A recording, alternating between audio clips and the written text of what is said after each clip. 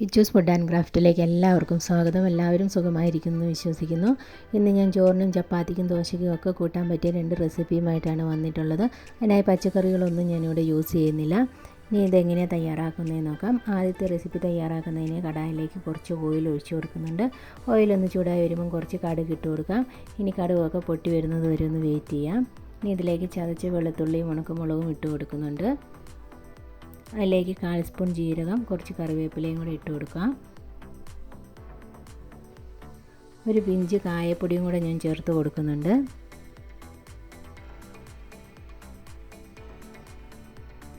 ഇനി ഇതിലേക്ക് കട്ട് ചെയ്ത് വെച്ചിരിക്കുന്ന സവോള ഇട്ട് കൊടുക്കാം. 2 സവോളയാണ് ഞാനിവിടെ എടുത്തിട്ടുള്ളത്. ഇത് നല്ലപോലെ ഒന്ന് വഴറ്റിയെടുക്കണം. കറിക്ക് ക്വാണ്ടിറ്റി കൂടുതൽ വേണമെങ്കിൽ സവോളയുടെ എണ്ണം കൂട്ടിയെടുക്കാവുന്നതാണ്. കുറച്ചും കൂടെ ഉപ്പും കൂടെ ഇട്ട് നല്ലപോലെ ഒന്ന് വഴറ്റിയെടുക്കാം. ഇനി സവോള പെട്ടെന്ന് വഴണ്ട് കിട്ടുന്നതിന് വേണ്ടി ഞാനൊരു 2-3 മിനിറ്റ് ഒന്ന് അടച്ച് വെച്ച് കുക്ക് ചെയ്തെടുക്കുന്നുണ്ട്.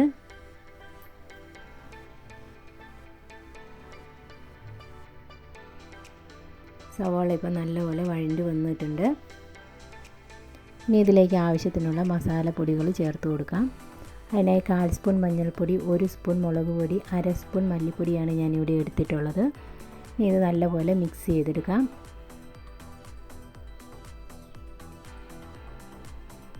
പൊടികളുടെ പച്ചമണമൊക്കെ മാറി നല്ലപോലെ വഴണ്ടി കിട്ടിയിട്ടുണ്ട്. ഇനി ഇതിലേക്ക് പുളിവെള്ളമാണ് ഒഴിച്ചു കൊടുക്കുന്നത്. വാളം പുളിവെള്ളമാണ് ഞാനിവിടെ ഒഴിച്ചു കൊടുത്തിട്ടുള്ളത്. ഇനി ഈ പുളിവെള്ളം നല്ലപോലെ ഒന്ന് വറ്റിച്ചെടുക്കണം.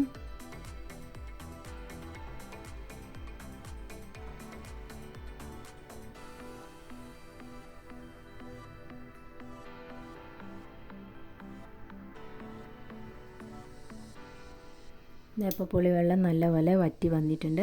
ഇനി ഗ്രേവിക്ക് ആവശ്യത്തിനുള്ള വെള്ളം ഒഴിച്ചു കൊടുക്കാം. ഞാൻ 1/2 കപ്പ് വെള്ളമാണ് ഇപ്പോൾ ഒഴിച്ചു കൊടുത്തിട്ടുള്ളത്. നോക്കിയിട്ട് കൂടുതൽ ആവശ്യമെങ്കിൽ കുറച്ചും കൂടെ ഒഴിച്ചു കൊടുക്കാവുന്നതാണ്. തിക്കായിട്ടുള്ള ഗ്രേവിയാണ് ഈ കറിക്ക് ആവശ്യം. അപ്പോൾ ഞാൻ ഇതിലേക്ക് കുറച്ചും കൂടെ വെള്ളം ഒഴിച്ചു കൊടുക്കുന്നുണ്ട്. മൊത്തം ഇപ്പോൾ ഞാൻ 1 കപ്പ് വെള്ളമാണ് ഇവിടെ എടുത്തിട്ടുള്ളത്. നല്ലപോലെ മിക്സ് ചെയ്ത് ഇതൊന്ന് തിളച്ച് കുറുകി വരണം. അതിനായി ഒരു 3-4 മിനിറ്റ് അടച്ചു വെച്ച് കുക്ക് ചെയ്യാം. കറി ഇവിടെ നല്ലപോലെ കുറുകി വന്നിട്ടുണ്ട്. ലൈറ്റിങ്ങിൻ്റെ ചെറിയ പ്രശ്നമുണ്ട് കേട്ടോ. അപ്പോൾ ഇവിടെ സവോള കറി റെഡി ആയിട്ടുണ്ട്. നല്ലപോലെ കുറുകി വന്നിട്ടുണ്ട്. ഇഷ്ടമായിട്ടുണ്ടെങ്കിൽ ഒന്ന് ട്രൈ ചെയ്ത് നോക്കുക. ഇനി രണ്ടാമത്തെ റെസിപ്പി തയ്യാറാക്കുന്നത് എങ്ങനെയെന്ന് നോക്കാം. പിന്നെ ഉള്ളിച്ചമ്മന്തിയാണ് ഞാനിവിടെ റെഡിയാക്കുന്നത്. അതിനായി ചെറിയ ഉള്ളി നല്ലപോലെ ക്ലീൻ ചെയ്തെടുത്തിട്ടുണ്ട്. ഒരു വാളംപുളി വെള്ളത്തിലിട്ട് വെച്ചിരിക്കുന്നതാണ്.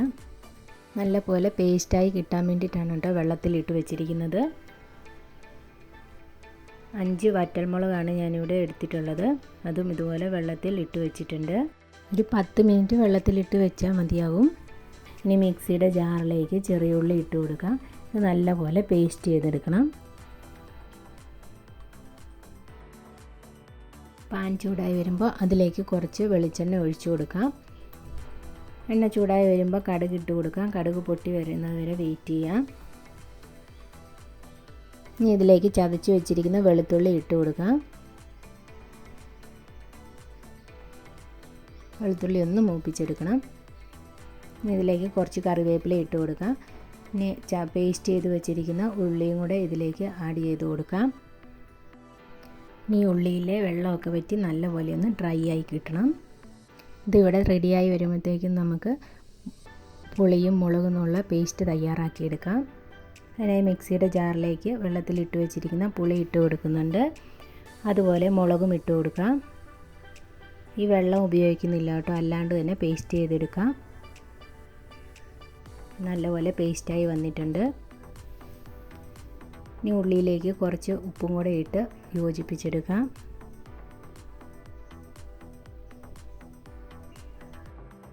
ഉള്ളിയിലെ വെള്ളമൊക്കെ വറ്റി നല്ലപോലെ ഡ്രൈ ആയി വന്നിട്ടുണ്ട്. ഇനി പേസ്റ്റ് ചെയ്ത് വെച്ചിരിക്കുന്ന മുളകും കൂടെ ഇട്ട് കൊടുക്കാം.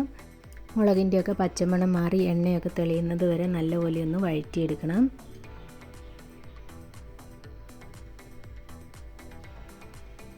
പച്ചമണമൊക്കെ മാറി എണ്ണയൊക്കെ തെളിഞ്ഞ് നല്ലപോലെ വന്നിട്ടുണ്ട്. ഇപ്പോൾ ഉള്ളിച്ചമ്മന്തി ഇവിടെ റെഡി ആയിട്ടുണ്ട്. എല്ലാവർക്കും ഇഷ്ടമായിട്ടുണ്ടെങ്കിൽ ഒന്ന് ട്രൈ ചെയ്ത് നോക്കുക. ഇന്നത്തെ 2 റെസിപ്പിയും ഇഷ്ടമായിട്ടുണ്ടെങ്കിൽ വീഡിയോ ഷെയർ ചെയ്യണം, ലൈക്ക് ചെയ്യണം, സബ്സ്ക്രൈബ് ചെയ്യണം. Thank you.